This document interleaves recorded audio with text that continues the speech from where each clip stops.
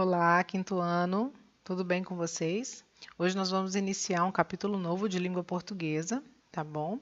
No livro de vocês novo, volume 3, para a gente dar início ao nosso terceiro bimestre, tá? Então, quem já tem o livro integrado, abram na primeira página de língua portuguesa e quem não tem vai poder acompanhar pelo livro digital no Positivo On, tá bom?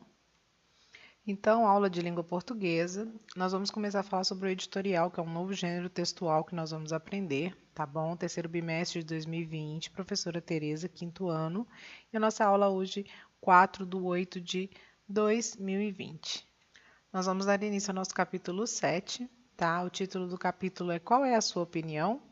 Todos nós convivemos com o trânsito no dia a dia, na ida para a escola, no caminho para o trabalho ou até mesmo em um passeio no fim de semana.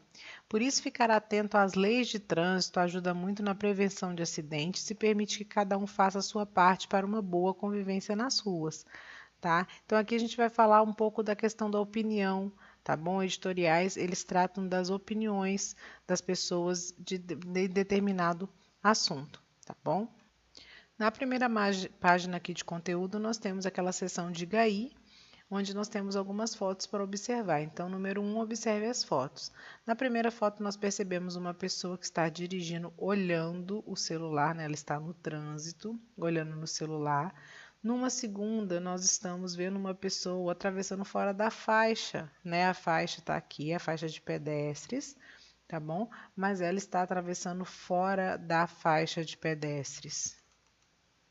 Aqui nós temos outras duas imagens. Aqui nós temos uma pessoa, né, que estacionou na calçada, tá? Que quem conhece, nós que conhecemos as leis básicas de trânsito sabemos que é proibido.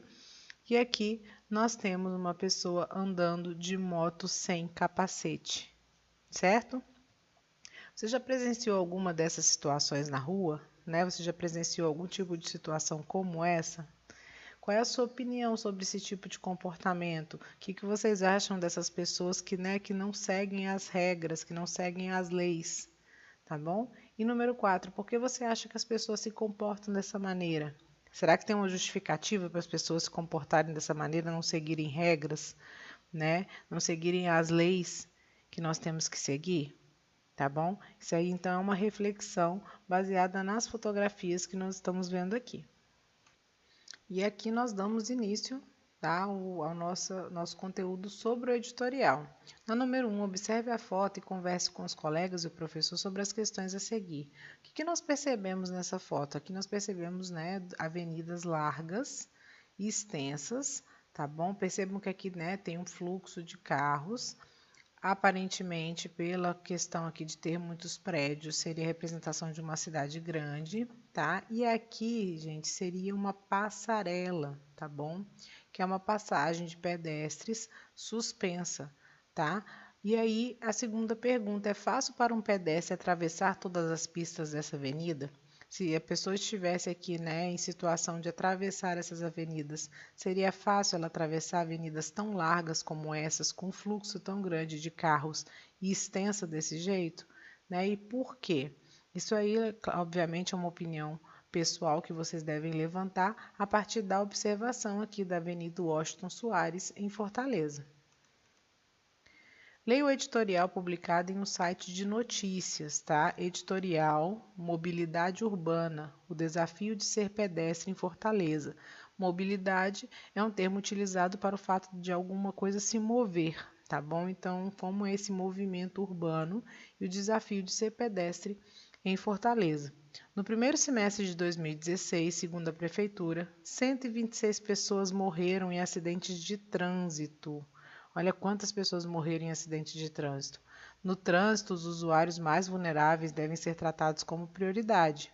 O Código de Trânsito Brasileiro, artigo 29, 7, parágrafo 2º, estabelece que os veículos de maior porte serão sempre responsáveis pela segurança dos menores, os motorizados pelos não motorizados e juntos pela proteção dos pedestres, os mais vulneráveis do sistema. Desculpa aqui, eu falei 7, mas é o X que representa 10 e o 1 então seria 12, tá, gente? Desculpa pelo erro. Mobilidade urbana, condições de deslocamento dos cidadãos em uma cidade. A pé, de ônibus, de metrô, de carro, etc. Não é o que se tem percebido em uma das vias mais movimentadas da cidade, a Washington Soares. Como o povo mostrou na edição de ontem, 15/6, página 2, o semáforo do local permite o tempo de 17 segundos para a travessia de pedestres, uma quantidade irrisória se levarmos em conta que nem todos os usuários dispõem de locomoção ideal para atravessar a via de modo ágil, sem risco. Pensemos nas pessoas com alguma deficiência física, nos idosos, naqueles que estão com crianças pequenas ou com dificuldade de locomoção. É comum, conforme mostra a matéria, verificar pessoas se arriscando na travessia em meio aos veículos, fora da faixa e com o semáforo ainda com sinal verde.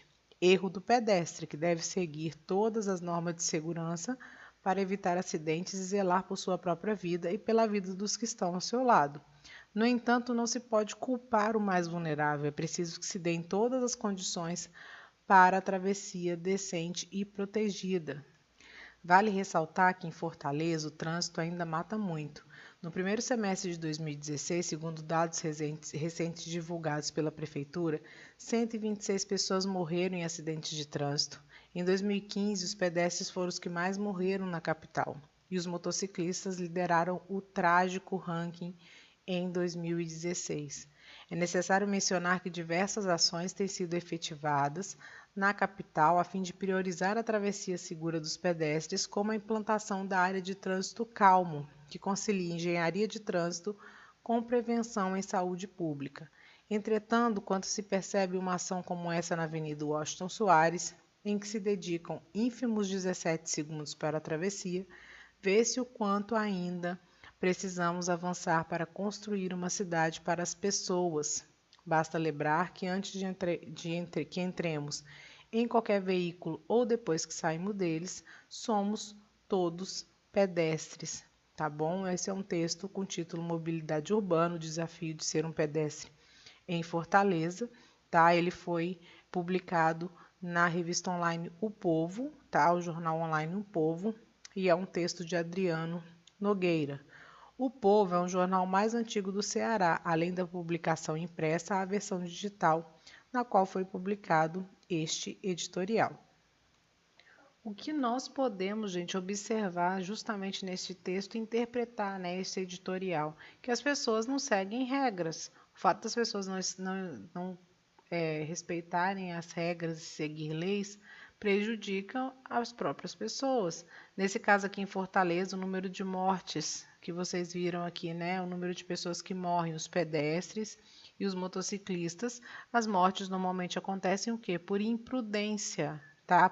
Pelo fato deles não respeitarem as regras. Por isso é importante nós respeitarmos regras e leis. Elas existem para que o ser humano, né, que vive em sociedade possa viver de forma melhor, tá bom? Ele assegura situações para nós, que vivemos em sociedade, tá bom?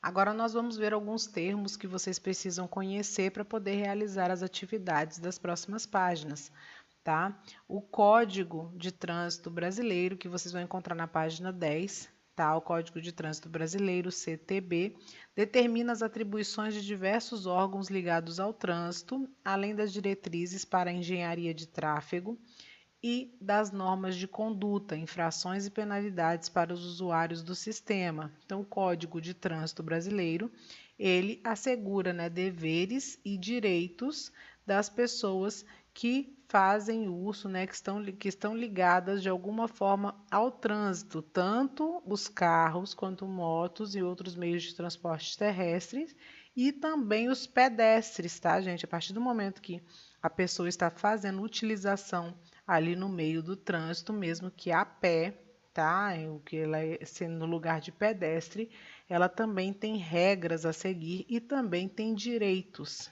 tá bom? Aqui nós temos uma definição para o editorial, tá? Que é justamente este texto que nós estamos trabalhando. O editorial é um texto jornalístico de caráter argumentativo. Em geral, é escrito por um jornalista que de determinado veículo de comunicação expressa uma opinião a respeito de uma notícia ou acontecimento recente. Então, normalmente é um jornalista que escreve sobre determinado assunto e naquele texto ele expressa a sua opinião, tá bom?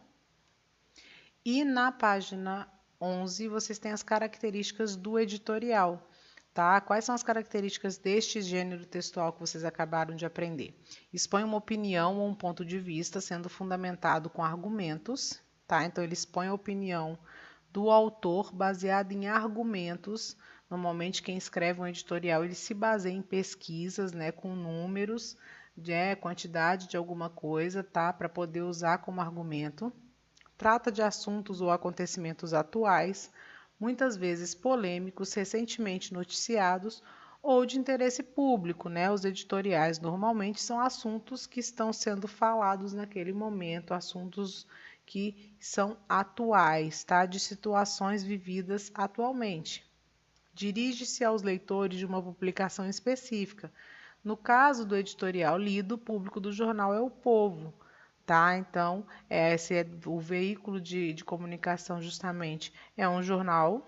Então, quem que ele quer atingir? As pessoas, os leitores daquele determinado jornal, no caso, o jornal O Povo. Então, foi uma publicação, né, que o leitor, o autor, ele dirige-se diretamente a esse tipo de leitor.